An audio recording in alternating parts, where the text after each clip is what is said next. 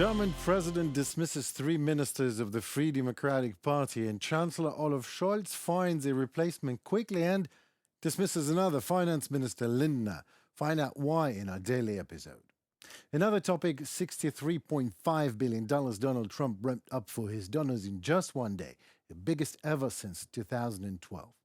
And as a third topic, an interview with former head of Lithuanian Foreign Minister Linas Linkevicius. We talk about Trump, Zaporizhzhia nuclear power plant, the United States, and things related to, obviously, war and politics. Good afternoon. These topics in more detail in our daily episode with me, Henry Keane, and my team at UATV English, doing our best to bring the hard truth in easy terms for the whole free world directly from Ukraine.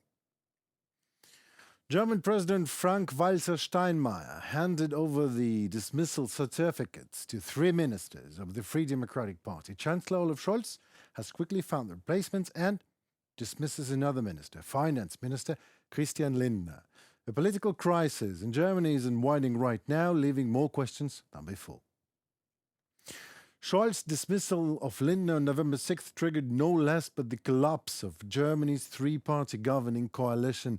Economic disagreements led to Lindner's firing, Scholz said, while Lindner, who by the way leads Germany's Free Democratic Party FDP, said his dispute with Scholz centered on Ukraine policy, Berliner Zeitung reports. According to Lindner, Scholz instructed him to transfer 3 billion euros to Ukraine, but Lindner disagreed due to the country's financial difficulties. Instead, Lindner proposed aiding Ukraine by sending long-range Taurus cruise missiles. Kyiv has appealed to Berlin repeatedly for the German-made weapons, which have a range of around 500 kilometers, significantly outstripping other Western long-range missiles. So Scholz has persistently denied Ukraine's request and fired his minister for even daring to suggest it. I said on behalf of the Free Democrats in the Coalition Committee, if we want different, stronger support for Ukraine, then Germany should make the decision to equip Ukraine with the weapon systems that the Ukrainians need to defend their freedom, in particular the Taurus weapons system. Christian Lindner, ex-Minister of Finance of Germany. According to Christian Lindner, Scholz was not willing to entertain the suggestion of Taurus, and he was fired shortly after that. Whatever the actual reason is, what happened in easier terms is that Olaf Scholz's decision to fire Lindner will likely propel the country into a snap election in the near term. Germany will still be able to provide most of the 4 billion euros promised to Ukraine, even if the 2025 budget is not approved in time due to the coalition collapse. The thing is, Scholz, by saying that he fears escalation, by denying the absolute necessity of Taurus delivery to Ukraine, and now by firing such a highly trained professional as Christian Lindner, simply kills the coalition and sends Germany right into political turmoil that is clearly spelling trouble for Kyiv, as Germany, or better said, Russian far-right party Alternative for Germany, AfD, continues to rise. So Olaf Scholz, in fact, whatever he says he's doing, he actually sings along Putin's melody. Let me give it to you in extremely simple terms, that is figures. The fortune of the richest man in the world, the founder of the Tesla company, Elon Musk, increased by $26.5 billion on November 6 after the victory of the Republican Donald Trump in the presidential elections in the United States. Musk was pro-Ukrainian, then followed the money and somewhat shape-shifted. Some say he's a freak, well, quite a pragmatic freak, that we must admit, as Tesla shares rose 15% in New York trading on Wednesday, extending their year-to-date gains to 32%. Musk participated in Trump's elections campaign and transferred more than $130 million to the expenses of the Republican Party. Trump promised Musk an official position in the government in the event of his victory. Second amongst businessmen whose wealth was trumped up, the co-founder of Oracle Corporation, Larry Ellison, up on $10 billion. We hope that $10 billion a day could probably make his ends meet. Third place, Warren Buffett, head of the Berkshire Hathaway, slightly more than $7.5 billion. Not bad for someone who is 94 years old. Amazon founder Jeff Bezos rose in assets $7 billion a day, and Google co-founder is another Larry Page, with an increase of $5.5 billion, were also in the top 10. The total value of the assets of these 10 richest people in the world increased by $63.5 billion.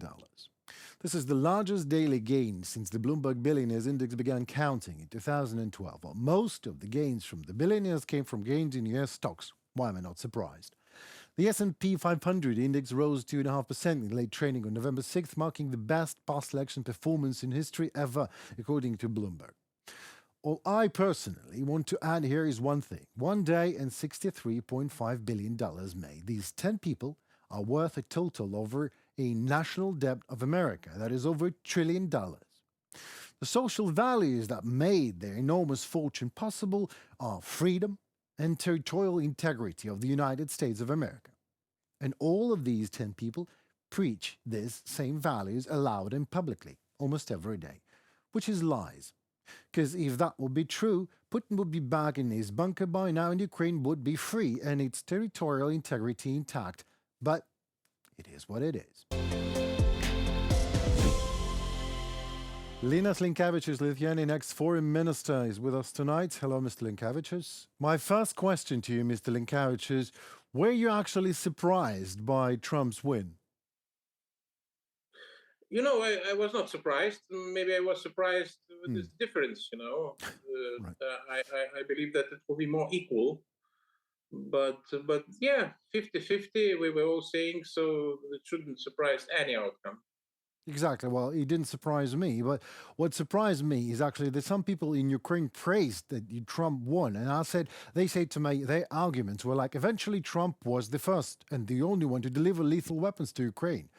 Trump talking and Trump acting is like two different personalities. He pushed Johnson to issue $60 billion and things like that. Do you think this is the case? Do you think that Trump for Ukraine is bad or good? Pardon me for my black and white terms, but what do you think it is actually? First, I believe we have to put emotions now aside, to be patient and to look what will happen, because they will form administration. Last time, if you remember, it took some time. I believe this time it will be faster, but this is also important. And you're quite right. We are looking sometimes, some looking just at the negative side of that, some trying to single out just positive. So yes, I also agree. There were some very quite good moves during his presidency. By the way, presence of American security forces in Europe were bigger than during Obama administration. It's also true. And there were some quite not just statements, but also actions which showed some kind of leadership and proactive approach. So too early to make any conclusions. And we have just to wait until things will settle down and try to make sure that our position will be as much as possible efficient, but also united, which is a big challenge. And it was discussed also during this summit in Budapest. Yeah, well, I agree. I couldn't agree more. But some things are actually looking good, like Mike Pompeo, former Secretary of State and former CIA head. Do you know anything about him? Yeah, he had also the same information as everyone. I had contacts with Mike Pompeo when he was State Secretary, so we had meetings, and I know his position. It's very rational, positive. He understands what that means.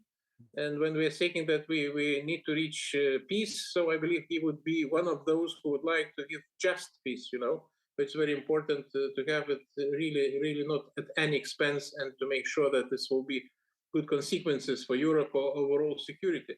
So people like Pompeo, they will be really quite rational and very good input. But again, we don't know yet. There were some rumors.